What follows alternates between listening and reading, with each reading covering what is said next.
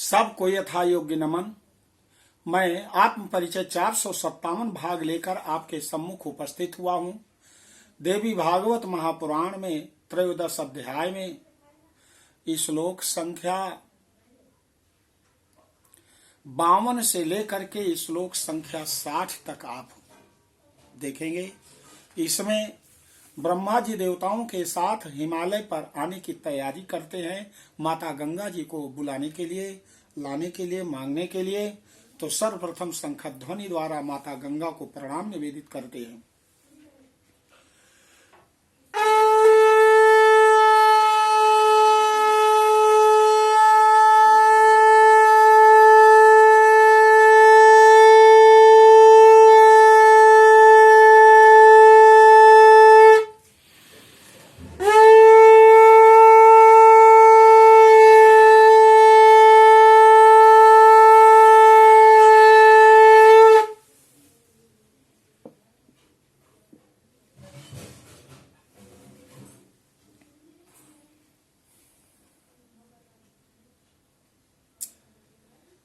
ब्रह्मोवाच सती हिमवतो गेहे जाता गंगा महेश्वरी भागर्धेन तथैवोम तत्रैवहि भविष्यति साम्प्रतं तां स्वर्गपुरं यास्यामो नेतुमुत्तमाम् भवन्तासो निकेताच्च समागच्छन्तु माचिरात् इंद्रा कुबेरो वरुणा सोम सूर्य अग्निमारुता समायान्तु मया साकं बुद्धिमांश्चयु नारद।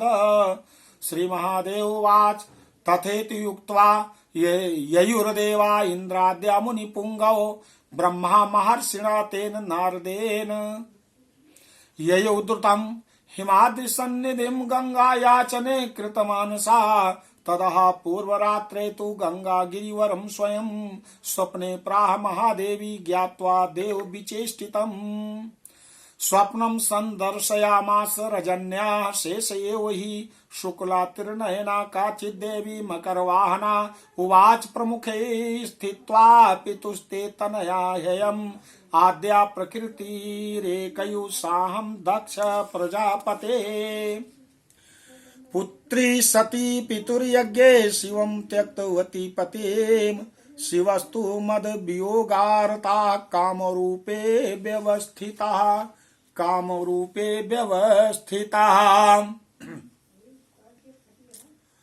ब्रह्मा जी कहते हैं कि महादेवी सती हिमवान के घर में अपने अर्धांश से गंगा रूप से जन्मी हैं। ये देवताओं को ब्रह्मा जी बता रहे हैं। जो देवतागण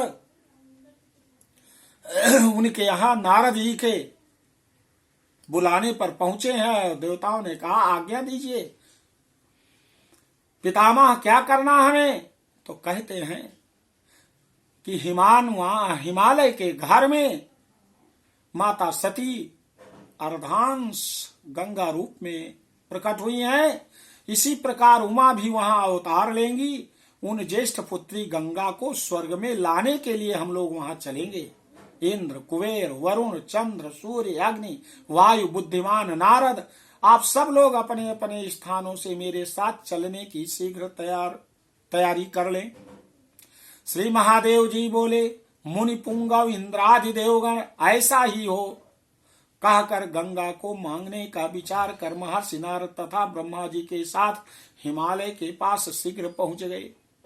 देवताओं की चेष्टा जानकर महादेवी गंगा ने उससे पिछली रात्रि को ही गिरिराज को स्वप्न में सारी बात स्वयं बता दी। रात्रि के अंतिम प्रहर में गिरिराज को स्वप्न में श्वेत वर्णा त्रिनयना मकर वाहना एक देवी दिखाई दी।